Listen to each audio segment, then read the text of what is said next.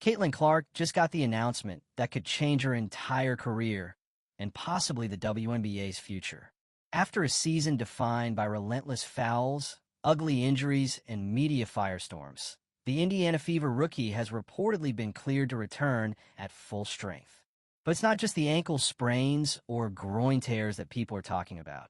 It's what Clark's comeback means.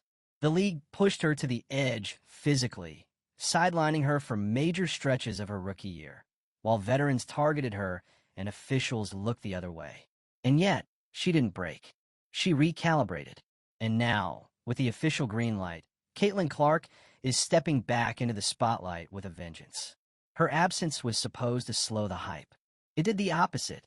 As the league's biggest draw vanished from the floor, viewership didn't plummet. It waited. Ticket sales stayed hot. Sponsorships kept rolling in. Fans didn't forget. And when the Olympic team left her off the roster, it didn't bury her. It gave her ammunition. Her exclusion sparked a global debate and exposed tensions simmering inside Team USA, inside the WNBA, and even among current stars like Nafisa Collier, who spoke out about how the league treats its own talent. Meanwhile, Kathy Engelbert's leadership, or lack of it, became another headline entirely. The commissioner who once framed Clark as a league asset was suddenly viewed as someone who failed to protect her, both physically and publicly. Delayed league responses to dangerous fouls, weak post-game statements, and awkward interviews where Engelbert praised the physicality instead of condemning it. It all added up to a perception that Clark wasn't just unprotected. She was targeted. The official return announcement now lands in that context. Is this just a comeback? Or is it a reset for the entire league? Because make no mistake, Clark's health is now a political issue. Every play she makes, every hit she takes, every press conference she gives is under the microscope. And now that she's coming back from injury with a deeper understanding of her teammates, a sharper leadership presence, and a sharpened mental edge, the question isn't whether she's ready. It's whether the league is. What happens if those injuries return? What if the same officiating patterns repeat? Clark's durability is no longer just about her. It's about how much longer the WNBA can pretend not to notice what's happening in plain sight. If the groin strain flares back up, or the ankle gives out again, it won't just be another rookie injury. It'll be a referendum on how the league treats its biggest stars. The announcement may say clear to play, but the real message? Clark's comeback is a warning shot. The clock's ticking, not just on her recovery, but on how much longer the league can afford to fumble its future. Caitlin Clark's rookie season was never supposed to look like this. This was supposed to be the moment. The arrival of a generational star, lighting up arenas, rewriting records, and ushering in a new golden era for the WNBA. Instead, it's been a collision course of injuries, controversy, and systemic failures that left her body bruised. Her name in headlines for all the wrong reasons, and her fans asking one question over and over again. Where's the protection? And what happens next? Now, with the announcement hanging in the air, whether it's about a return timeline, a new role, or an overhaul of league policies, it's clear something has shifted. And whatever's coming is going to change not only Caitlin Clark's career, but the entire WNBA. Because this season, it was brutal. From early ankle sprains to a groin injury that sidelined her for weeks, Clark's body took a beating. It wasn't just wear and tear, it was full-on survival mode. Every time she stepped on the court, it felt like she had a target on her back. Veteran players came at her hard. Officials swallowed their whistles. And the league? Silent, delayed, passive. Clark was thrown into a hostile environment and told to adjust. And when she finally couldn't push through the pain anymore, when the injuries became too severe to ignore, she was benched. But instead of disappearing, she watched. She studied. She stayed present. And she turned that time into fuel. Because if the league wasn't going to support her, she was going to support herself and her team. The injuries didn't break her. They sharpened her. On the bench, Clark became more than a shooter, more than a scorer. She started learning how to lead. She studied her teammates' habits, learned their rhythms, and became a voice in the huddle. Not because she was told to, but because she had to. And while the media picked apart her every move, While the Olympic snub added insult to literal injury, Clark stayed locked in. She didn't go on a press tour. She didn't rant on social.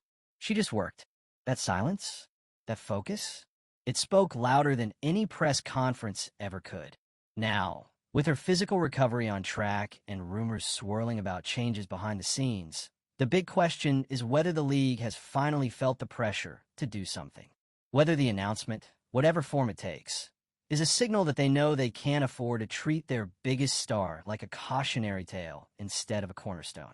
Because Caitlin Clark's season was about more than stats.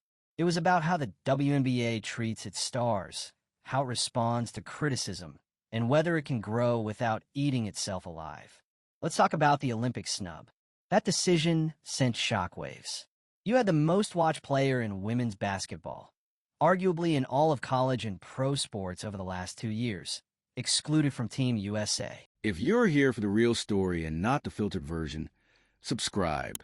And if you're sticking around for the next meltdown, you better definitely subscribe. No explanation that made sense. No accountability. Just vague justifications and a flood of media speculation about favoritism, locker room politics, and a league afraid of its own rising star.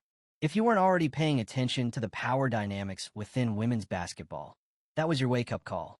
And yet, instead of folding, Clark used that. She didn't spiral. She didn't lash out. She got better. And in doing so, she exposed the cracks in the system.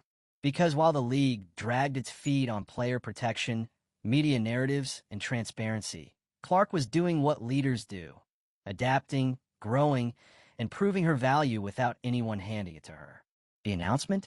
That might be the league's way of saying, we get it now. Maybe it's a public acknowledgement of the failures in officiating. Maybe it's a new injury policy. Maybe it's a renewed focus on player health and safety. Maybe it's the return date for Clark herself. Whatever it is, it's coming after months of silence. And it's coming because this season proved something undeniable. You can't build the future of women's basketball while destroying its most valuable asset. Because that's what Caitlin Clark has become, not just a star, but a symbol of the league's potential, of its failures, and of the brutal reality that even the most promising talent can only take so much before something gives. And if we're being real, something almost did. Let's talk about the injuries. An ankle sprain is one thing, but when you add a groin strain, especially for a player who relies on quick stops, directional changes, and explosive movement, that's a red flag. Those kinds of injuries linger. They don't just go away with a couple of ice packs and some rest. They alter mechanics.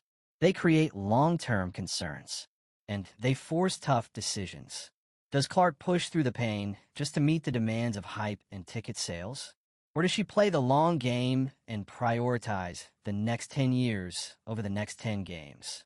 That's the weight of this moment.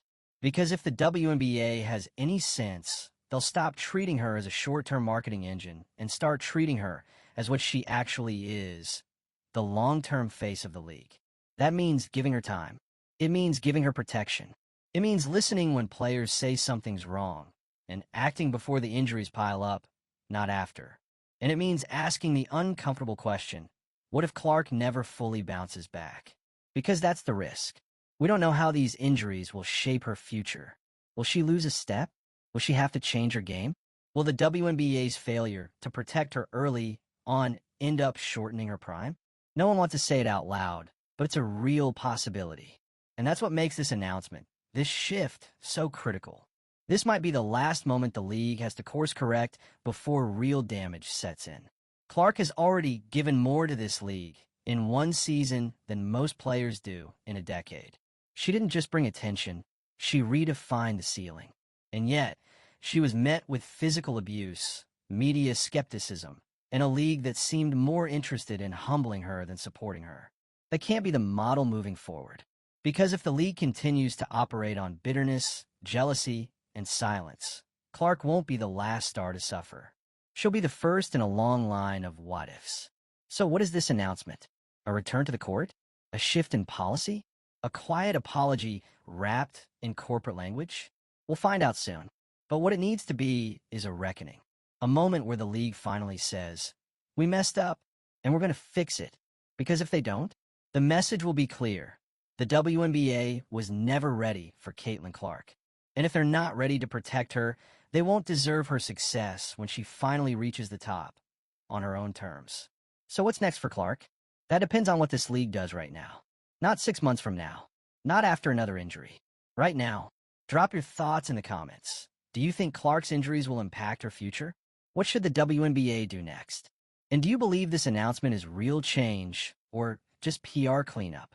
Hit subscribe to stay locked into every twist, every headline, and every second of the chaos. Because if Caitlin Clark is the storm, this league better start building shelter fast. Because the truth is, this entire situation isn't just a storyline anymore. It's a case study in how professional leagues can blow it when they mishandle star power. Caitlin Clark didn't come into the WNBA as some overhyped rookie with inflated expectations. She came in as the most anticipated player in the league's history. And she earned every bit of that hype, breaking NCAA records, bringing in record ratings, turning women's basketball into water cooler talk across America. She wasn't just trending, she was the trend. And yet, from day one, the WNBA seemed unprepared for the tidal wave that followed her. Whether it was logistical planning, player relations, officiating standards, or even basic health protocols, the league didn't rise to the occasion. They folded. They treated Clark like just another name on the roster instead of the walking franchise she is. And now, they're scrambling to fix what's broken. The announcement, whatever form it takes, is a forced response. A reaction to the pressure, the headlines, the broken bones, and broken trust. Because Clark's injuries weren't freak accidents. They were predictable consequences of a league that refused to act. From aggressive play that went unchecked to a cultural tone that practically encouraged targeting the new kid on the block, the warning signs were there. But instead of stepping in, the league leaned back. And now they're playing catch-up.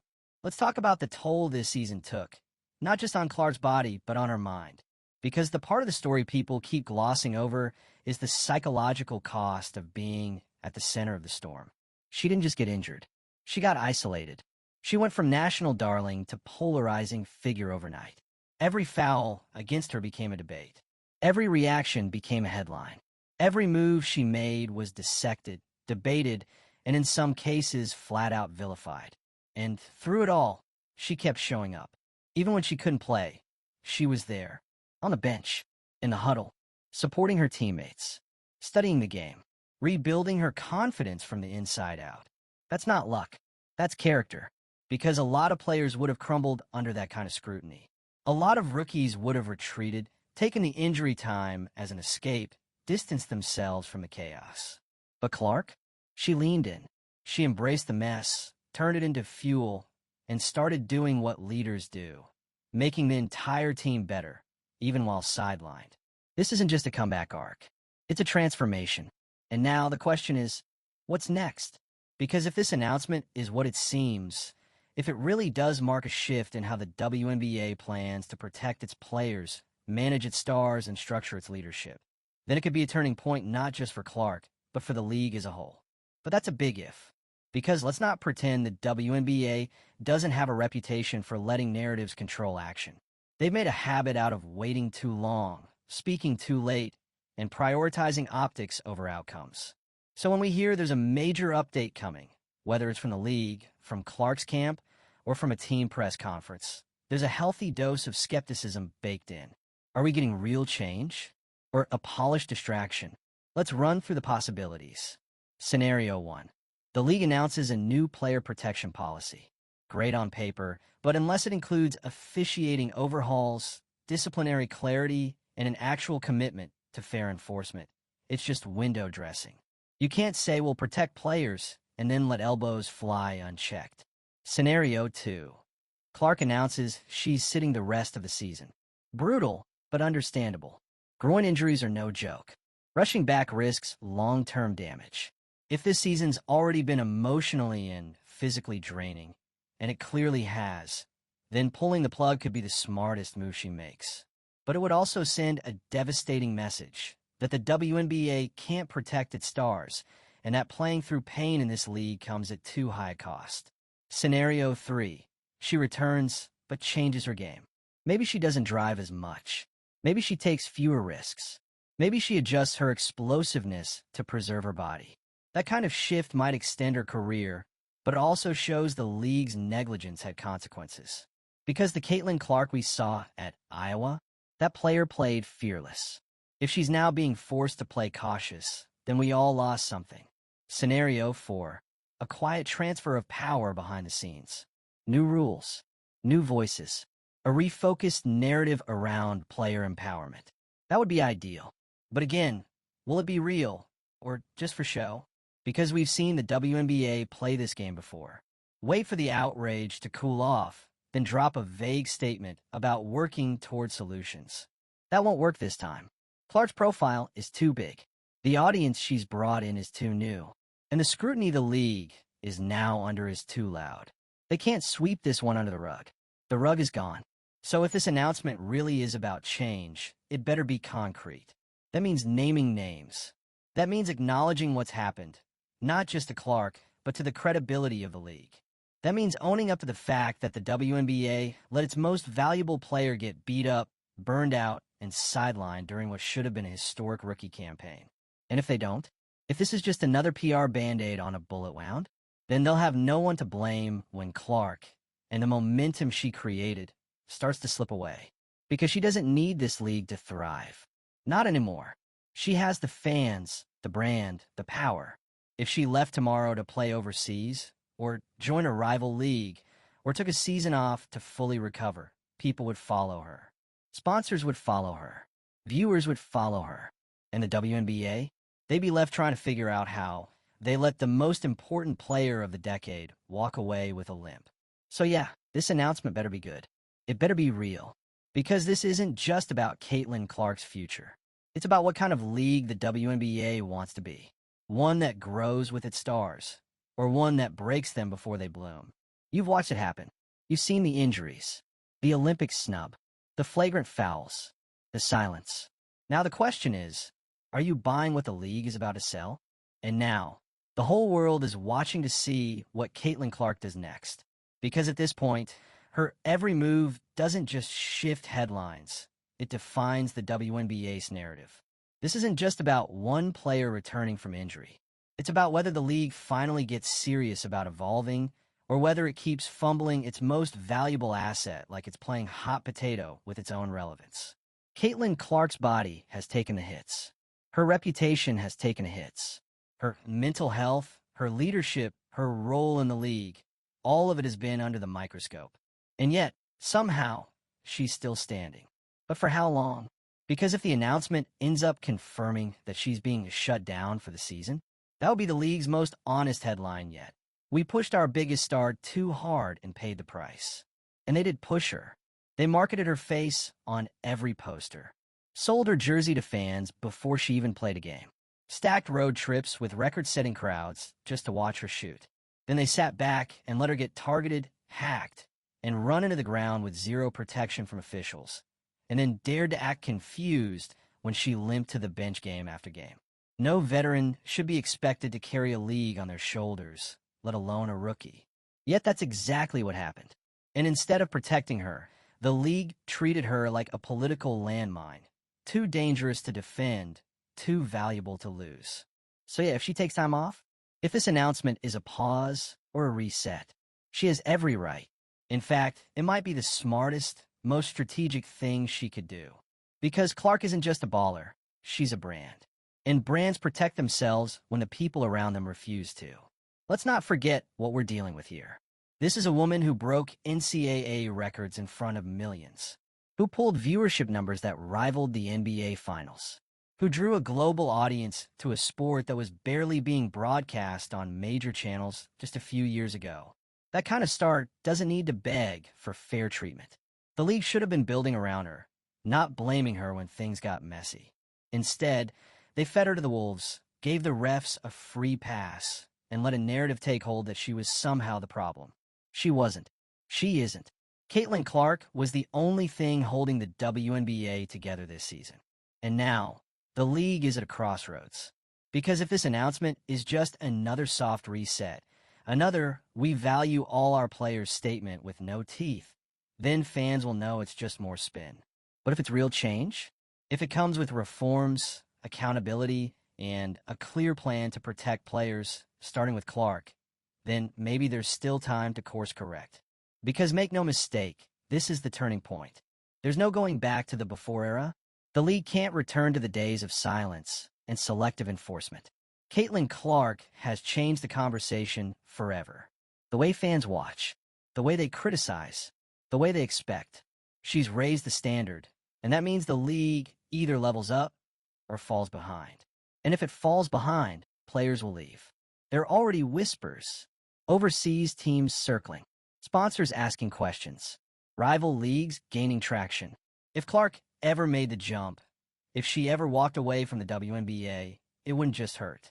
It would collapse the fragile credibility that's still holding this whole thing together. Because here's the part no one wants to admit. This league needs Caitlin Clark more than she needs the league. That's the leverage she has. And she earned it, not with PR, not with drama, but with performance. So what's it going to be? Will the league finally protect its future? Or continue to sabotage it with negligence, insecurity, and political infighting? That's what this announcement represents. A signal, a pivot, a statement of values. The question now is whether the league finally understands that Caitlin Clark isn't just a player. She's the difference between relevance and irrelevance, between evolution and extinction. If they still don't get that, then maybe Clark needs to start asking a new question. Is this league worthy of her? Because she's already proven she can carry a team, carry a crowd, carry an entire sport. But the weight she's carrying now, it's not sustainable. And if the WNBA doesn't start carrying its share, protecting, supporting, and listening, then she has every right to put that jersey down and walk away. So what do you think? Is Caitlin Clark's silence a warning shot? Will this announcement actually change anything? And if the WNBA doesn't fix its culture now, how long do you think stars like Clark will stick around? Let me know in the comments. And don't forget to subscribe, because whether it a comeback, a standstill, or a complete reckoning, you know we'll be here for every second of the fallout.